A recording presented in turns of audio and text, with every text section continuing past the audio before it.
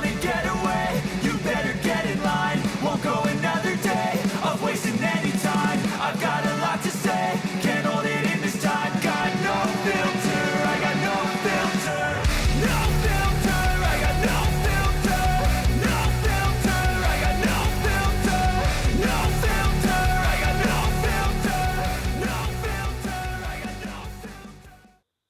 G'day campers, welcome back to 1010 Adventures, and today you find us in Murchison, and it's probably been 4 months since I last tried recording something, or certainly since I last put something up, for which I do apologise. I have to say, well, I've been travelling for work, I've been interstate and overseas, and for anybody who thinks that travelling for work is fun, let me tell you, everywhere I went, the main thing I saw was our offices and the inside of a hotel room. So it wasn't really an opportunity to film anything to say, hey, here I am in sunny Auckland or anything like that. Anyway, I'm doing another product review comparison. Well, not really a comparison, just doing another product review, really. Let me ask you a question. How many of you run your winch cable like this? Hanging underneath the car, hooked into either a recovery point or even one of the factory tie-down points like mine is currently. One thing that you may not think of if you are hooked up like this is anytime you are going through any sort of mud crossing, anywhere where your bash plates are going to are likely to make contact with the ground, your winch cable is going to rub. It's getting full of dirt. It's getting it's just not good for it generally. So I've been looking around for something to fix that. Now the problem with the standard hooks that we have is that they don't really sit flush up against the fair lead. You risk, with the jagged edges on some of the hooks, you're going to potentially create burrs and snag points by defacing and scrubbing on your fair lead. So I did a bit of research, and I will say Ronnie Dahl has a similar video to this. I have watched that one, but I was looking for a cheaper alternative than what he was showing. The items that he was showing are sort of $300-400 a pop. What I'm going to show you today set me back about $80. I'll try and put a link below on where I bought this. I will say that was probably 6 months ago, so the prices may have changed. Inflation is chaotic here in Australia at the moment, as everyone is probably aware. Anyway, what have I bought? What I've bought is a Rock Armour hitch receiver. Pretty simple device. Going to be pretty straightforward. I think all I'm going to need to fix this is a pair of pliers. But we'll have a look in a moment. I'll take you over to the front of the car and we'll start fixing her up. Basically, just zooming into the camera here, hoping it stays in focus, but inside here there is a little split ring. Just going to need a pair of very fine pliers to pop in the two points. Pop that ring out. Hope the hell I don't lose it in the grass out here, because I do not have a spare. And then this inner bolt here will just slide out. I'll feed that through the fair lead, through the end of the winch rope. Snap that back in, and then basically these sides here, these are basically rubber, so this is just going to sit nicely up against the fair lead and not cause any defacing or scrubbing or create any burrs. That's the idea anyway. So as always, I am a bit of an idiot. This could go very, very wrong, and I could end up having to replace my fair lead as well. They say you get what you paid for. I have bought probably one of the cheapest options, bar going to somewhere like Alibaba and buying something really nasty and cheap from China. Although that said, that's probably where this came from anyway. But it's fairly solid. Probably weighs about 300 grams, maybe 500. So it's got a little bit of heft to it. It's solid aluminium. There's no hollow points to this, bar a couple of points drilled out just to presumably reduce weight. Otherwise, let's go and fit it. Okay, so I've brought you around to the front of the car. I'm just going to lift up my number plate and unhook the hitch receiver. So, as you see, this is already pretty dusty, pretty dirty. My rope's quite discoloured at this end, and you can already start to see, I'll see if I can bring the camera in nice and close to this, But you can already start to see just here, it already starting to look like I might be starting to fray the edge of that winch rope. Now that's not a good thing. Now the one challenge I'm going to have is getting this bit off. This is not as easy as the new one is to go in. This has got it's got a round barrel point in here. It splits open. I'm going to have to try with a pair of pliers and see if I can squeeze that shut enough to get out, because basically the same principle as the other one. I've basically just got to get that bolt out, and the inner bolt will slide out, and we can just put the new one straight in. Should be a pretty straightforward process, but let's see how we go. One Google search later. Okay, so I managed to get the pin halfway out. To do that, I've actually had to open up the toolkit a bit. Grab myself a small hex bolt because I don't have any punch pins. Drop that on top of it. Hit it with a peg mallet, and that's taken it about halfway out. I hope that can be seen on the camera. Just bring that in again. I've just managed to pop that sort of halfway out. You should be able to see that. There we go. So that's helpful. I was actually thinking this video was going to be a bust before I even started. Pair of pliers. Let's see if we can get this out. A few minutes later. A little longer than a few minutes later.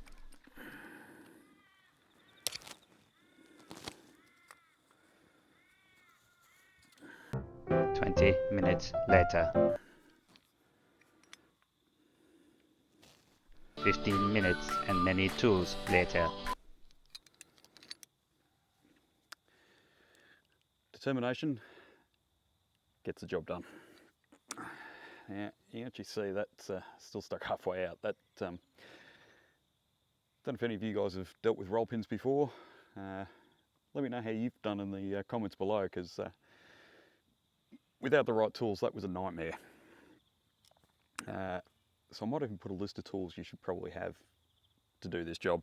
Doing it out in the bush, maybe not the best idea. Okay, moving on to the new piece of kit. So what I've got to do now is get right into this little hole here, and you'll see just here, you can see those two little points there. This little split circle, split ring. I've got a pair of very, very fine nosed pliers. I did remember to bring these. I'm just going to pop them into the two holes.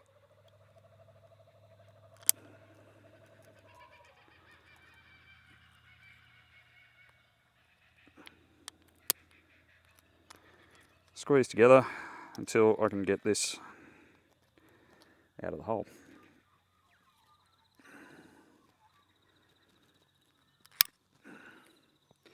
Do not lose that part. And for comedy purposes, it would be funny if I did that, but I'm not going to. All right, take the end of your winch lead, pop that on. And you'll actually notice there's only one hole on this, so it makes sense. Drop your ring, drop your pin back through, and pretty much reverse the process to drop the ring back in. I'm just noticing that my pliers are slightly magnetic, which is actually less than ideal. And there we go. Just a little bit of a nudge, she's in place. We're secure, that's not going anywhere. And what this is going to enable me to do now is to get this to fold right up flush up against the winch, which I'll show you in a sec. It's not going to be very easy to see. There, and then my number plate lifts out of the way. We won't see it until we're fully out. But one other thing that I've also noticed is my winch itself.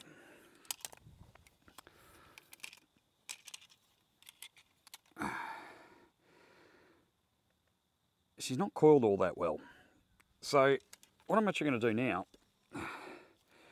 is pull my winch out as far as I can, and I'm going to wheel it back in.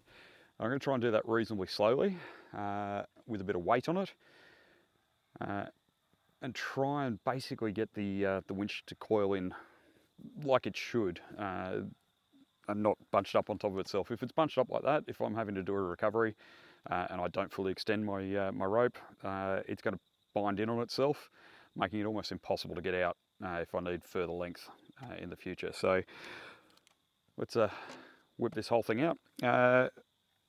Actually a little bit of details about the winch. For those that watch my Prado build, you'll know I've got a Bush Ranger Revo winch. Thus far, all honesty, I haven't had to use it for a recovery. I have done a recovery with this vehicle, which I did for a trip a couple of months ago. We didn't publish anything. We did something, I think, well, I got through halfway through editing and already done 33 water crossings, but it just wasn't exciting, so I haven't published it. But we did get one of the vehicles stuck in a bog hole that was exactly the right size of the vehicle. It meant we had to pull it out. Didn't need the winch, we just used a snatchy. I might just put a bit of footage of that in here now. Hey, the boys been in here having fun, haven't they? Yeah, that was my point. Might be worth getting out and just doing a depth check. It's an adventure.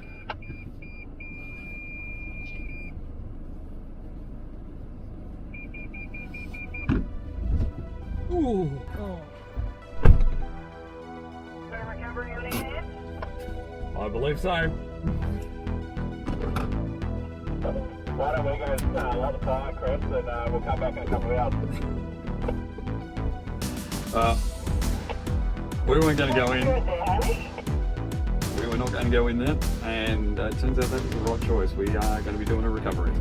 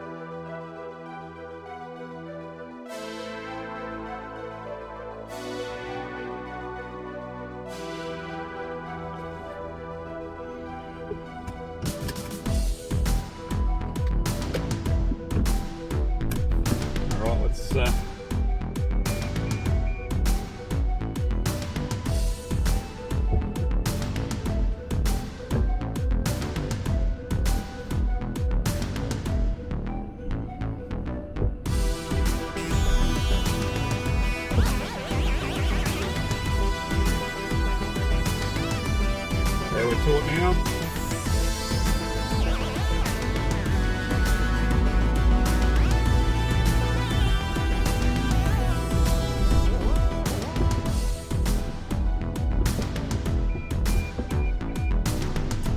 Yep.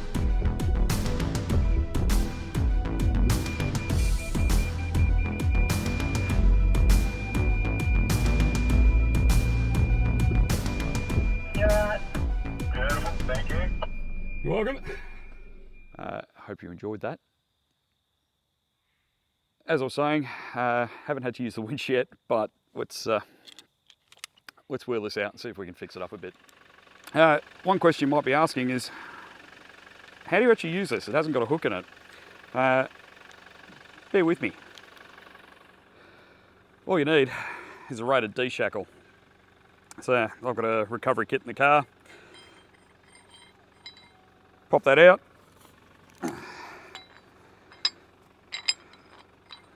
And pop it back in. Now, obviously, you can't leave this in here like that because that would defeat the whole purpose of having this nice padded point to it. But that's how you do it anyway. Hook that onto any of your accessories, any of your recovery gear. Okay. Now, next thing I need to do is undo my D-ring. So I do not want this on.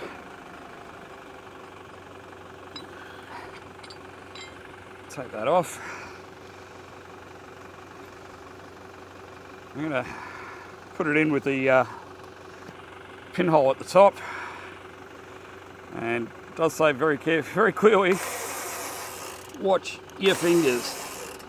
All right, and that is in and in place. Number plate back over the top, and yeah, that's not going anywhere. I can't even pull that.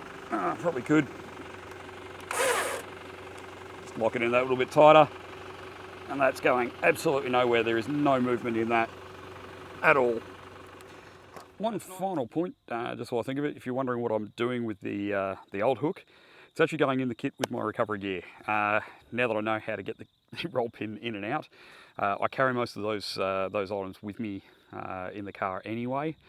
So as challenging as it is to do on the fly in the bush, if something does happen to this hitch block and it turns out to be not worth the money I spent on it, at least I've got the old one with me, and I can use it if I need to. Anyway, thanks again for watching. See you in the next one.